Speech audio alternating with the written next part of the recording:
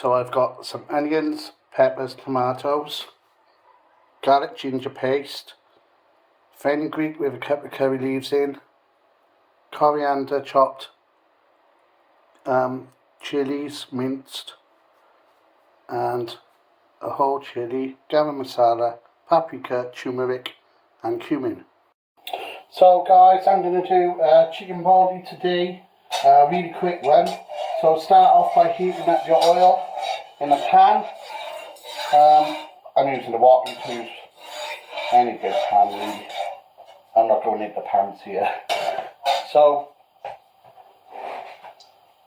if you follow part one, we've got some tomatoes, peppers and an onion. Put those in on a high heat, this is, with about half a cup of oil in the pan. Let those cook through for a couple of minutes.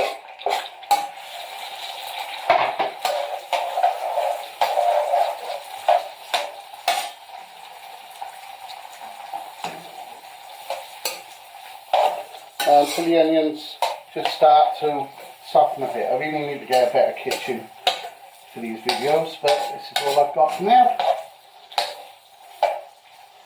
So I'll let those cook up. And you can follow my recipes on dougsbir.com. I've got Facebook, TikTok and Instagram account for those as well. Oops, bit of onion fluid. To get those in.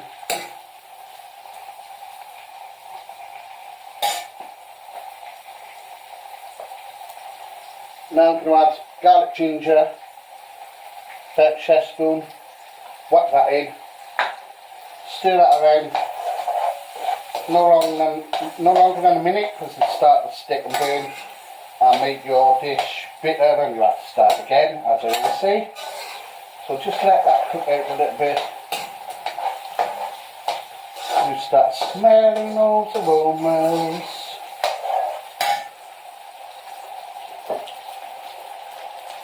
While you're at it, pour yourself a nice little drink. I'm on annual leave, thank you very much.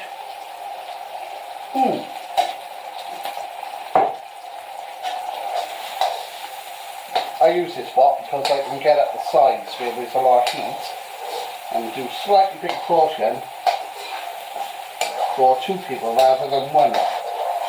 As it's only one slave over the cooker, cooking one portion at a time. Even though I'm living alone, I will put one in the fridge for later. Or if someone wants to come and try one, there's a spare one here. Yeah, that's looking good now.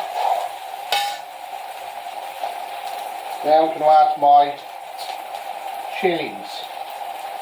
You can pound them and mash them if you want, but I blended them. Because I tried pounding them and it took forever. A bit about myself. My name's Chris and I'm from South Wales, near the valleys in a place called Cwmbran. And I'm a care worker and I work nights. I've been cooking curries for a long time. I like cooking, I also like painting and drawing. And I run a music page on Facebook called Relive the 50s to the Noughties. Just a little sideline. So I'm starting at my website, dougsbir. Just something to keep me out of trouble. Hopefully make a couple of quid out of it as well in some time. Yeah, that's cooking nice. Starting to fry a little bit. You don't want those onions to fry brown. You just want them translucent. Depends how much white you like in them. If you're doing a vegan curry, I think leaving a bit of al dente in there, a bit of a crunch, can help with the textures. Being a meat lover, that is, for me, anyway. Naughty. Now I'm going to add, I've got a whole chilli, some turmeric, cumin and paprika, and there's some garam masala I put in at near the end.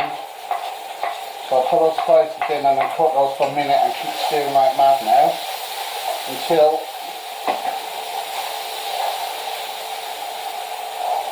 you smell the spices aroma coming up. Just don't let them stick, don't let them burn. Most dishes I've got tomatoes in there, so that helps it not to stick, but this one has got whole veg. Yeah, I can smell that Balti now. And now, when that's warmed up enough, I've got base gravy. I've got another video on this, and you can follow online. And I'm going to just make a little gap there and pour a couple of chef spoons of the base gravy. I generally use a takeaway carton and make me a couple of curries. And let that cook now and keep stirring that around the sides so it gets nice. Strip those bits off the sides and then nicely caramelise.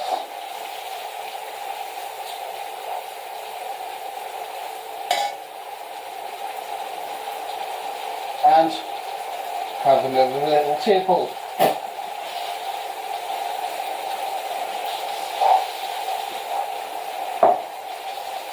Oh, so professional. Yeah, that's smelling good.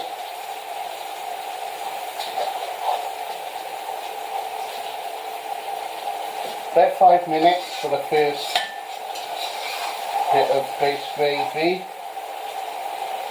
Till it starts to look like porridge oats texture, as I always say. Not veggie wet, but porridge. That texture.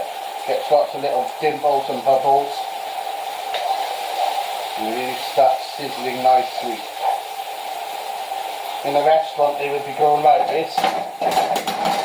And all the flames will be coming at the sides of their industrial burners.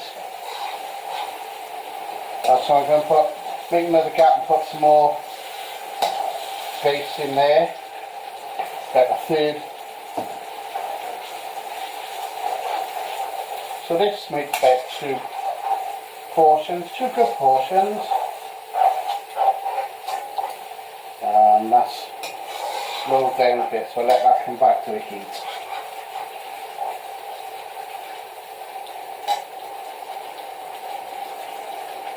Wait for it to get that porridge texture again.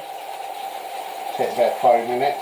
You can leave it, you don't have to stir like mad because there's some fluid in there now. And then the onions will caramelise on the bottom, just don't let it stick. And strip all those lovely bits. The Jamie Oliver would say scrape those gold dust bits off the side. Jamie Oliver. We love Jamie Oliver, don't we? I'm just joking.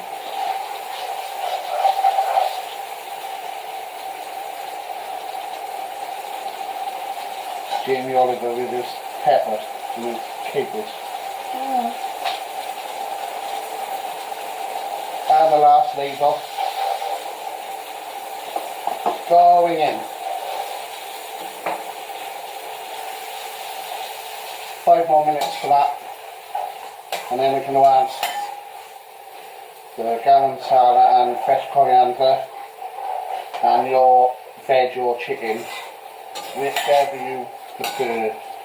Vegan choice for me would be chickpeas and spinach, potatoes and spinach, so that would be like a sagaloo Balti, I suppose.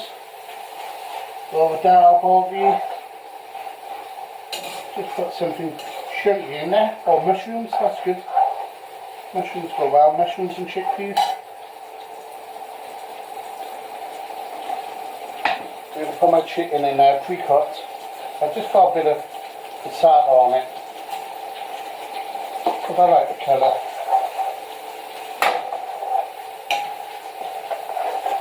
So So there's chicken's gone in. Now the garam masala can go in. And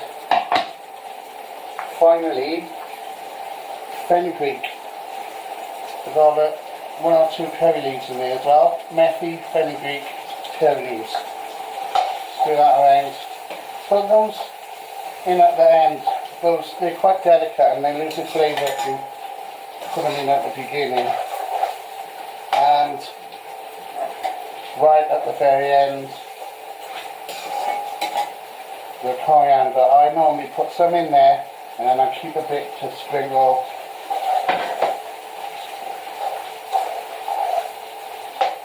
on the top of the Balti dish.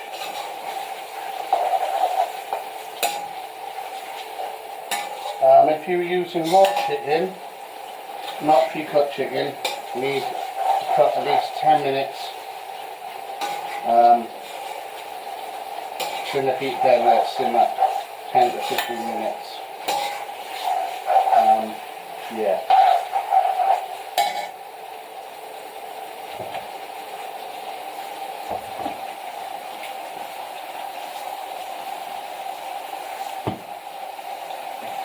Season with some salt. And black pepper if you like. I've got all the chilies in there, so I don't really need them more spicy heat. And nice bit of caramelized onion on the side there. And that's it guys, done. Easy 6 chicken balti. Thank you very much. See my website. Bye.